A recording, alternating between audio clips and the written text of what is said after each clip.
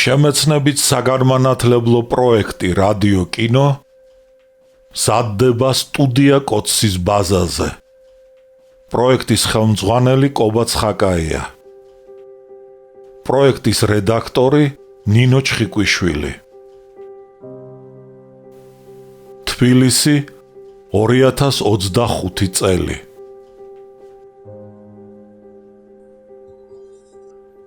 ალექსანდრე ქუთათელი, პირისპირ, რომანი 2 ტომად და 4 წიგნად.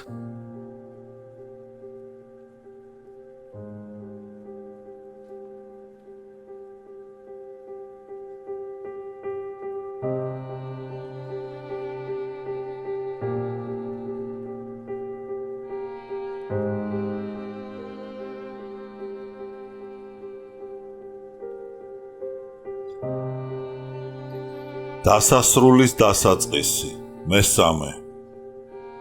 ისტორიის თხუნელა კარგად თხრის, მარქსი. მოახლოებული კატასტროფის წინაშე შიშით შეპყრობილი მთავრობა დღითიდღე აძლიერებდა კომუნისტებისა და ყველა იმათ დევნას, ვინც მისი პოლიტიკის გამო უკმაყოფილებას გამოთქვამდა. დეკემბრის მეორე ნახევარში დახურული იყო ყველა ბოლშევიკური გაზეთი. კომუნისტური ორგანიზაციების შენობები კი დალუქული. მიმდინარეობდა საყოველთაო დაჭერები. დაპატიმრებულთა უმრავლესობა ქუთაისის ციხეში იგზავნებოდა. საოლქო და სამაზრო ციხეები პირთამდე აღივსნენ. 1921 წლის იანვარში დიდმა სახელმწიფოებმა იურიდიულად იცნეს საქართველოს რესპუბლიკა. დიდხანს ნანატრი ეს ამბავი ზარზე იმით გადაიხადეს, მაგრამ დაღუპვისაგან მენშევიკების ხელისუფლების გადარჩენა უკვე შეუძლებელი იყო. მეორე დღეს ქალაქს მეგობართა ვიწრო წრეში თქმული ჯუღელის სიტყვები მოედო. ჩვენ ვაშენებთ სახელმწიფოს იმ დროს, როდესაც პარტია ინგრევა და რაც უფრო ინგრევა პარტია, მით უფრო ინგრევა სახელმწიფო. საფრანგეთის უზენაესი კომისარი შევალიე კი სხვაგვარად ანგარიშობდა. საქართველო, განაცხადა მან, სჭირდება ევროპას, როგორც ბუნებრივი გზა აღმოსავლეთისაკენ.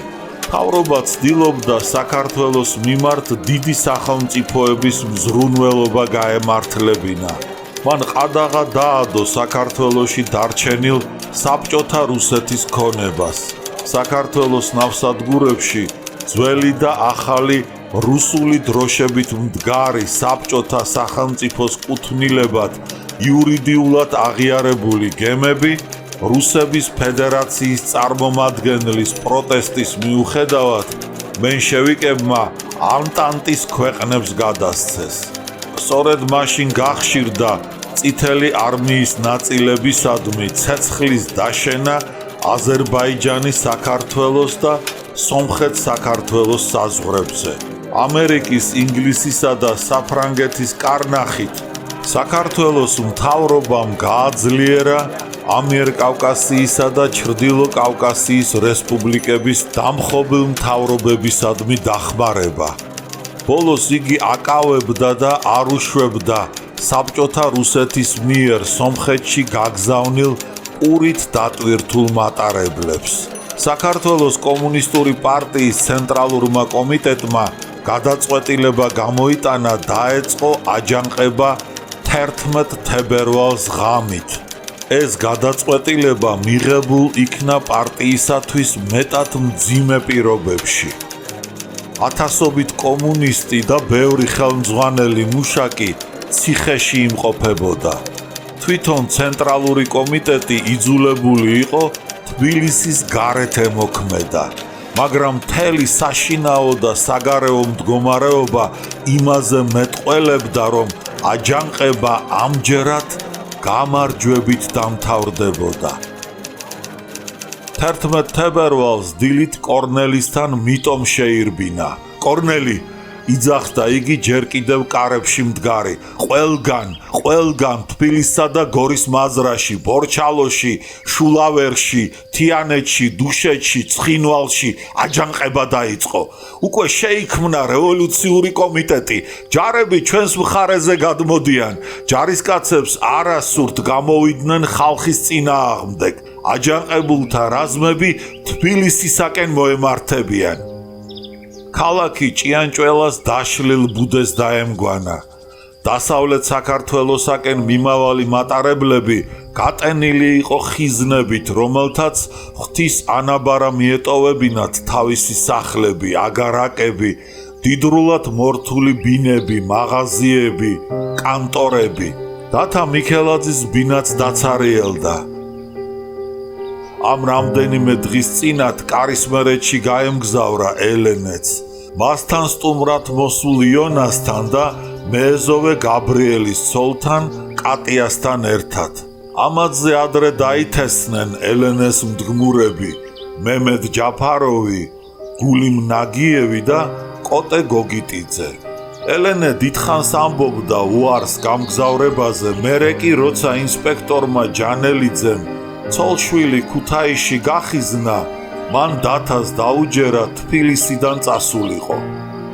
ევაკუაცია ძნელი საქმე აღმოჩნდა. ელენეს უნდოდა ნახევარი ბინა თან წაეღო. აუცილებელი გახდა ცალკე საბარგო ვაგონის მიღება.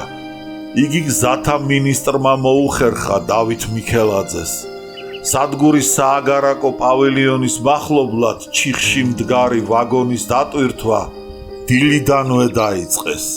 უფროსი კლასის მოწაფეებმა იმ გიმნაზიისა, რომლის დირექტორი დათა მიქელაძე იყო, მეეზოვე გაბრიელის დახმარებით ვაგონი პირთამდე აავსეს ავეჯით, საბნებით, ლეიბებით, ბალიშებით, უამრავი კალათებით, ყუთებით, ჩემოდნებით. ელენე დღის 3 საათისათვის უკვე მოეწყო ვაგონში. ახლა ღამის 8 საათი იყო და მატარებლის გასვლას მაინც არაფერი ეშველა. უკვე დაღამდა. პერონზე ნათურები აღენთნენ. სადგურის შენობების სარკმლებმა გამოაშუქეს, მაგრამ მატარებელი ისევ დგომას განაგრძობდა. დათა ღელავდა. აღშფოთებას გამოთქვამდა რკინიგზელთა უდისციპლინობის, მუშაობაში უილაჯობის, უმეცრების გამო. იგი ხან სადგურის უფროსთან, ხან მის მოადგილესთან, ხან კიდევ მორიგესთან გარბოდა. რკინიგზის მოძრაობის უფროსთან, მინისტრთან ჩივილით ემუქრებოდა მათ, მაგრამ ყოველივე ამაო აღმოჩნდა. ელენე გულხელ დაკრეფილი იჯდა ნახევრად ბნელ ვაგონში და დიდ ყუთზე შედგმულ სანთელს მწუხარე სახით მისჯერებოდა. თითქოს ის ყუთი კუბო ყოფილიყოს და შიგ მისი საყვარელი არსება წოლილიყო. კატია გაუთავებელ ხველებას მოჰყვებოდა და მერმე რაწამს სულს მოიბრუნებდა, ისევ განაგრძობდა ვაგონის კუთხეში ფუსფუს, ჩემოდნებისა და ყუთების 1000 ჯერ თვლასა და გადალაგებას. გაბრიელი მდუმარეთ იდგა ვაგონის ღია კარების წინ და ცოლთან განშორებას გლოვობდა. დათას და იონას სადგურის უფროსი ენახათ და ელენეს მიახარეს. მატარებელი მალე გავა. მატარებლის გასვლის წინ კორნელი და მარო მოვიდნენ. დღის განმავლობაში ისინი ხშირად მოდიოდნენ სადგურში, მაგრამ როცა მატარებლის გასვლის დაგვიანებას გაიგებდნენ, ისევ უკან ბრუნდებოდნენ. ვაგონიდან ისევ მოისმა საცოდავი კატიას გამტანჯველი ხველება. წარმომიდგენია, რა დროს გავატარებთ გზაში. რას მოათრევ ავადმყოფ ქალს კარისმერეთში? უთხრა იონამ ელენეს. რას ამბობ, იონა? ცოდვაა უბედური. შენი ქმარი და დისწული არ არიან ცოდვა? დათას და კორნელის მაროს იმედით ვტოვებ. ის მიხედავს მათ. შენც ერთი კარგი დიასახლისი მოგიძებნია დათასთვის. მეტი საქმე არა აქვს მაროს. მიუგო იონამ. დიდხანს არ დასჭირდება დიასახლისობა. გაიღიმა მარომ. 2-3 დღის მერე ალბათ დათაც კარისმერეთში გასწევს. იონამ პასუხის გაცემა ვერ მოასწრო. ორთქმავლის კივილი გაისმა. რკინიგზელები აფუსფუსდნენ. ელენემ დათა, კორნელი და მარო გადაკოცნა. გიმნაზიელებს გაბრიელს ხელი ჩამოართვა. იონაც ვაგონში ავიდა. გაბრიელი ფეხის წვერებზე დადგა და კატიას მოეხვია. მატარებელი დაიძრა. თანდათან უჩქარა სვას და უკანასკნელი ვაგონის ფარნის შუქიც მალე მიიწურა. დათა, კორნელი, მარო და გაბრიელი სადგურის უკან მოედანზე გავიდნენ. მადლობა ღმერთს, ძლივს მარტო დავრჩი. ასე მგონია ელენეს წასვლის მერმე 100 ფუთი ჩამომშორდა მხრებიდან. უთხრა დათამ კორნელის და საათს დახედა. მე-10 საათია, წავიდეთ ბიჭებო, თორემ დაგვაგვიანდება. მიუბრუნდა შეწუხებული დირექტორი გიმნაზიელებს, რომლებიც მას ცოლის გამგზავრებაში შველოდნენ. სად მიგეჩქარებათ? გაოცებით ჰკითხა კორნელიმ. როგორ თუ სად? პოლკში, ჩვენს ნაწილში. ამაღამ ფრონტზე მივდივარ. ამაყად მიუგო დათამ. ის რაც ახლა კორნელიმ გაიგონა, მისი შესრულება რამდენიმე დღის წინად გადაეწყვიტა დათას. აჯანყება საქართველოს დაღუპვად მიაჩნდა. პატრიოტული მოვალეობის შესრულების მიზნით ფრონტზე მოხალისედ წასვლა ისურვა. მის მაგალითს მიჰბაძეს უფროსი კლასების გიმნაზიელებმა, რომლებიც მათი დირექტორი თურთ ერთ-ერთ პოლკში ჩაირიცხენ. თავისი გადაწყვეტილება დათას არავისთვის არ გაუბჟღავნებია. მოხალისეთა შორის ჩარიცხვისა და ომში წასვლის შესახებ განცხადება მან მას შემდეგ შეიტანა, რაც ელენე კარისმერეთში გამგზავრებაზე დასთანხმდა. წინააღმდეგ შემთხვევაში ცოლი შავ დღეს დააყენებდა. ფრონტზე წასვლას არ გირჩევ, რა საჭიროა? უთხრა კორნელიმ დათას. მაგას ნუ გამაგონე. გაუწყრა დათა. სამშობლოს დაღუპვა შენსავით გულხელდაკრეფილი მივეგებო? ქანა სამშობლო იღუპება. ახლა შენთან და მაროსთან დავისა და კამათის თავი არ მაქვს. შვიდობით, ბინას უპატრონეთ. გიმნაზიელებმა მრისხანეთ შეათვალიერეს კორნელი, მარო და დირექტორს დაედევნენ. საქართველოს ქალაქებიდან და მაზრებიდან მთავრობისათვის არასაიმედო ცნობები მოდიოდა. აჯანყება სულ ახალ და ახალ რაიონებს ედებოდა. ჯარები აჯანყებულთა მხარეზე გადადიოდნენ. 18 თებერვალს რამიშვილმა საიდუმლო ცნობა მიიღო იმის შესახებ, რომ სადახლოს რაიონში ბორჩალოს მხრიდან შეტევაზე გადასული 2 პოლკი აჯანყებულთა რაზმებს შეუერთდა. გზა თბილისზე გახსნილი იყო. აჯანყებულები სხვა მიმართულებითაც უახლოვდებოდნენ დედაქალაქს. აჯანყებულებს წინააღმდეგობას არ უწევდნენ არა მარტო რეგულარული ნაწილები, არამედ სახალხო გვარდიის ნაწილებიც კი. მთავრობამ ვერ შეძლო ომში ჩაება კახეთი. იქ ჩატარებული მობილიზაცია ჩაიშალა. ჯარში გაწვევას თითქმის ყველა თავს არიდებდა. დამნაშავეთა აღრიცხვა და სასამართლოში მათი მიცემა უკვე გვიანღა იყო. აჯანყების ზრდისხმებით შეშფოთებული თბილისი თითქო ვულკანზე იდგა. თბილისში რევოლუციური კომიტეტის მოწოდება გავრცელდა. ჩვენი თავისუფლების საათმა დაჰკრა. აჯანყებულები, რომელთაც ერთი მეორეზე ნებდებიან მენშევიკური მთავრობის პოლკები, წინ იწევენ მენშევიკური კონტრრევოლუციის დედაქალაქისაკენ, თბილისისაკენ. აჯანყება ფართოვდება და სულ ახალ და ახალ რაიონებს ედება. საქართველოს რევოლუციური კომიტეტი იღებს რა თავის ხელში ხელისუფლებას, ქართველი მენშევიკების მთავრობას დამხობილად აცხადებს. საქართველო ამიერიდან სოციალისტური საბჭოთა რესპუბლიკაა. ხელი მოჰკიდეთ იარაღს ამხანაგო მშრომელებო, წინ საბჭოების ხელისუფლებისათვის. კორნელიმ და მარომ ვერის ხიდი გაიარეს. რუსთაველის პროსპექტი გადაჭრეს და თოვლით დაფარულ და გასიპულ ტროტუარზე ცურვით სასამართლოს ქუჩაზე ავიდნენ. აქ ერთ-ერთ ძველ სახლში ნიტო ჩიკვაიძის კონსპირაციული ბინა იყო. სასამართლო პალატის შენობის წინ სენატორი ვარლამ კუტალაძე შეეყარათ. სენატორი შეჩერდა. კორნელის ხელი ჩამოართვა და იქვე გაიხმო. თავი გაანებე მარო ფრუიძეს. მარო დედაჩემი შვილობილია, ბავშვობიდანვე ერთად ვიზრდებოდით. იგი ხომ ჩემი და პერერა, ახლა ცნობილი ბოლშევიკი ქალია.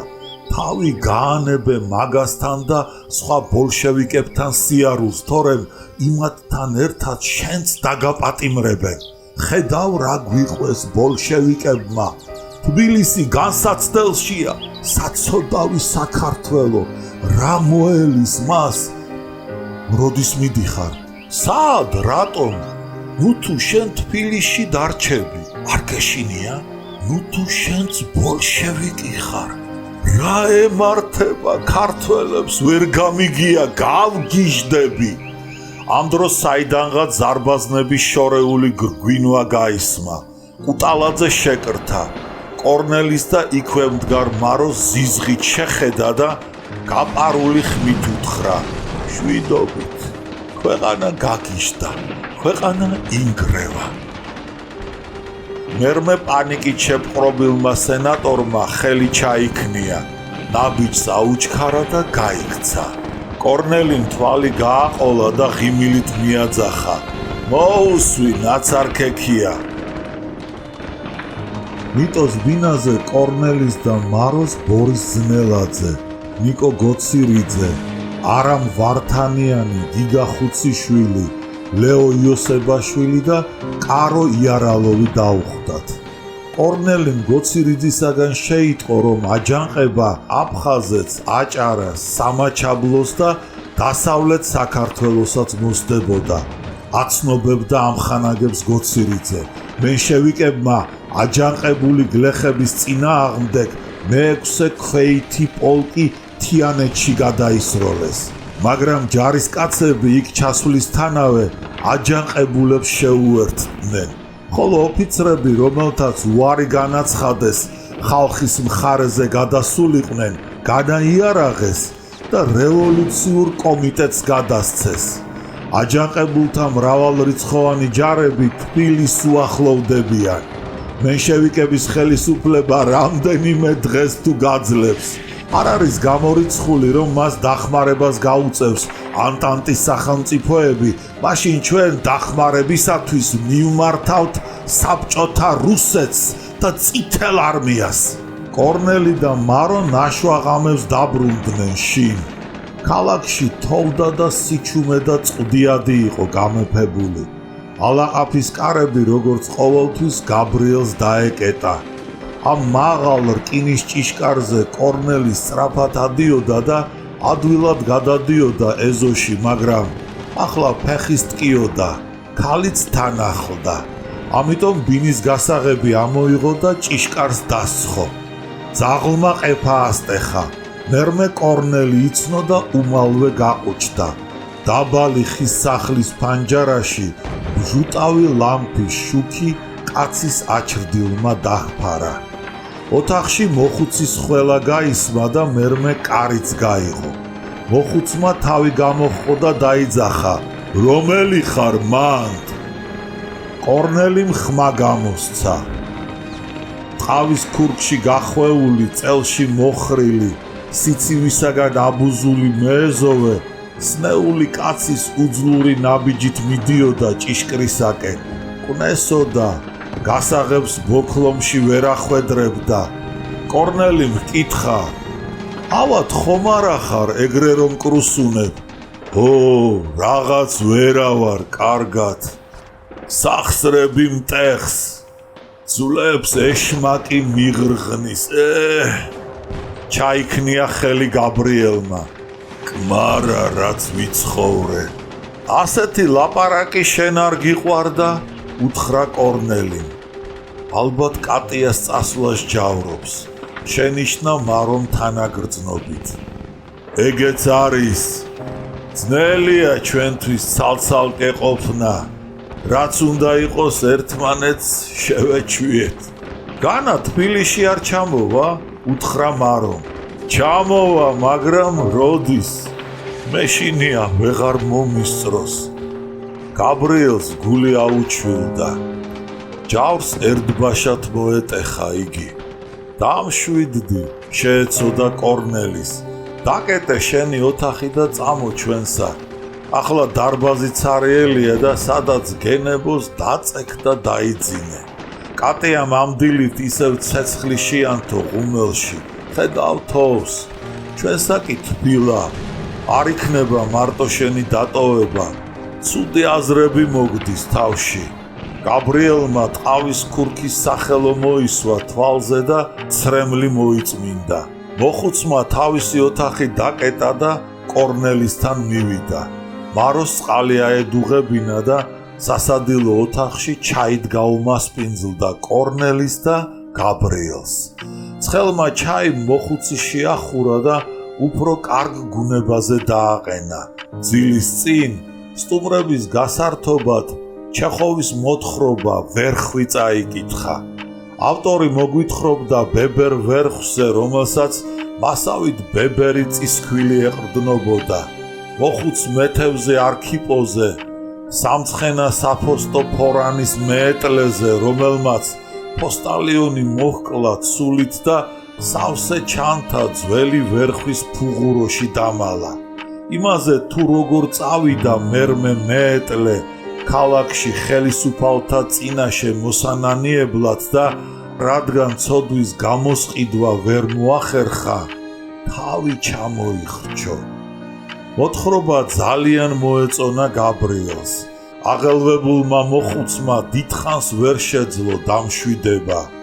აი ის ეშმაკის კერძი, ოქრო და ფული. რას არ ჩაადენინებს იგი კაცს? ჩურჩულებდა და თავის კანტურით ამბობდა გაბრიელი.